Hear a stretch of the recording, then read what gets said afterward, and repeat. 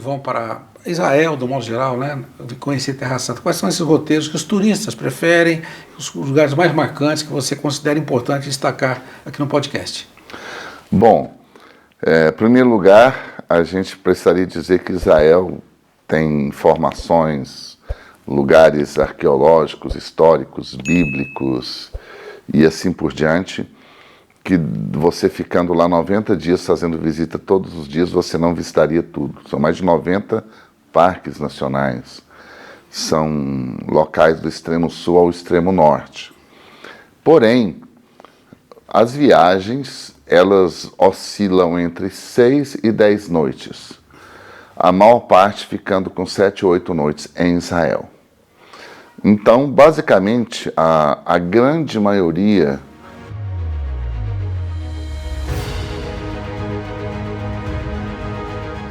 dos peregrinos ou dos turistas que vão para Israel são cristãos. E aí nós temos os cristãos reformados ou evangélicos e os cristãos católicos. Por que a gente faz essa divisão? Porque existem locais diferentes que atraem mais essas duas alas do cristianismo. Então, basicamente, a maioria dos grupos ficam 2 noites no norte, máximo 3, onde o principal ponto a ser explorado é ao redor do Mar da Galileia.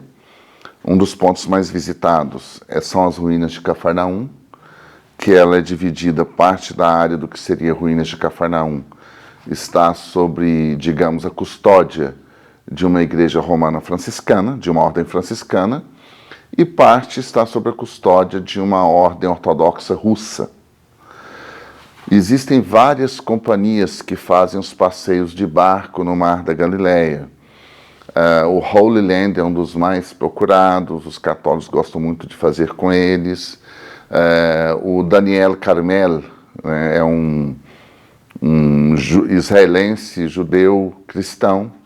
Então ele tem um diferencial que o barco dele tem ministrações de louvor.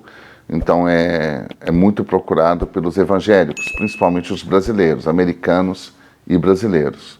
Ali ao redor do Mar da Galileia, os pontos principais são Primado de Pedro, que é descrito no Evangelho de João, capítulo 21, onde Jesus restaura Pedro, Tabra, que fica ao lado também, e é o local da multiplicação de pães e peixes.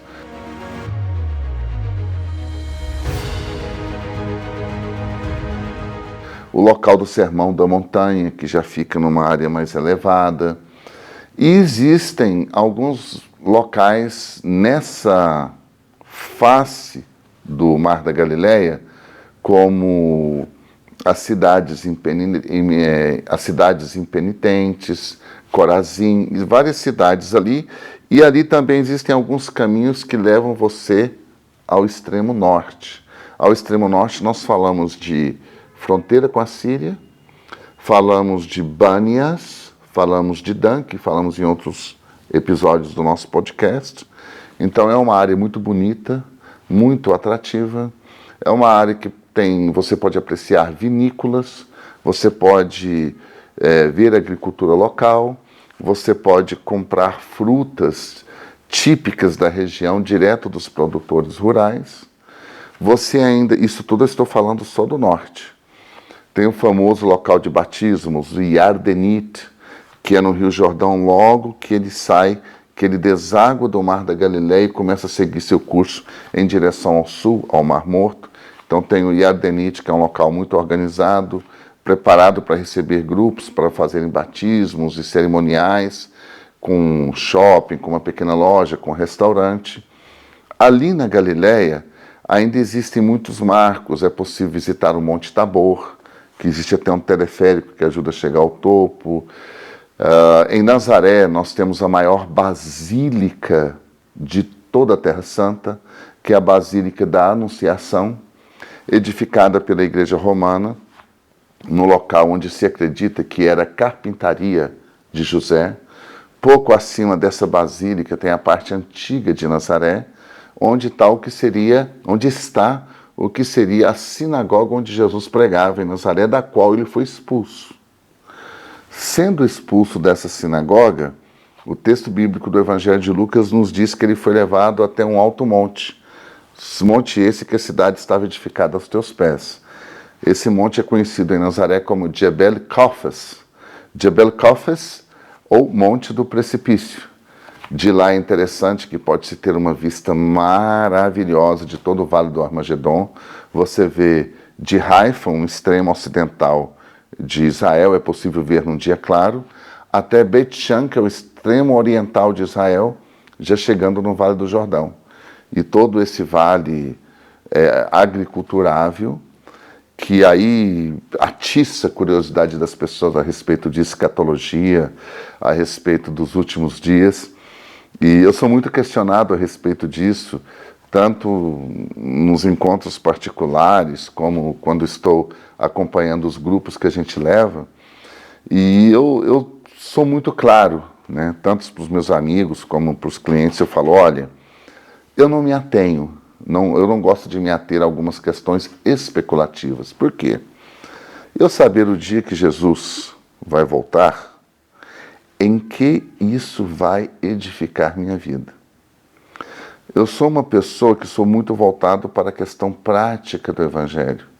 Eu tento observar as questões que vão ser relevantes para a minha regeneração, para a minha transformação, para o meu relacionamento com Cristo. Não estou criticando quem é diferente e pensa diferente. O fato de você ser diferente não significa que você é melhor ou pior, apenas diferente.